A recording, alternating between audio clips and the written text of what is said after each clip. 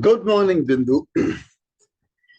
I'm primarily recording this for you, but greetings anyone else who may benefit from it. I'm Debanik. Bindu is a fellow trainer based in Hyderabad, and I'm in Kolkata. And I caught up with her recently when I was down in Hyderabad. She'd asked me a question, but I was so much in a hurry to get back for my journey back to Kolkata the very next day that I actually didn't answer that question.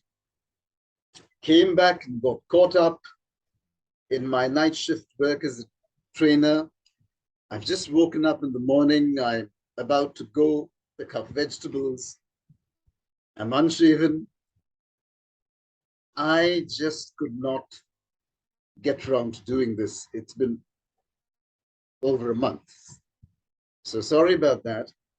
Your question was, how on earth is it that Americans produce that strange sound? They don't say awesome, they say awesome. They don't say all. They don't say caught the ball, they say caught the ball. Or the shorter form of that, lying down on a cot is caught. How? I'll explain that to you. Now, of course, this is different from the other sound. Coat and goat are not card and butt, but coat and got do become card and got. So that distinction is understood.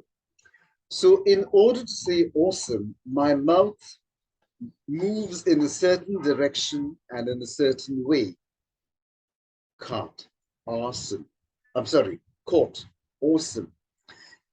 Midway through that movement, if I pause it and let my lower jaw relax and drop down,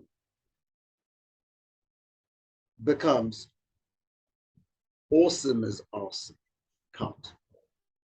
Disclaimer. Please do not do this or practice this. This is for your understanding. Trust me, if you practice this, you gradually lose what you already do well and correctly in terms of your English accent. You're not trained on what comes before this. And no American needs you to speak in an American accent in order for him or her to understand you. They need you to speak in a global accent. If you want to acquire that, there are people like me who can help you. So I've got to go now. Thank you so much. And may anyone else other than you, Bindu, who can benefit from this, get it. In fact, I'll be posting this somewhere or the other. Thank you. Have a good day ahead.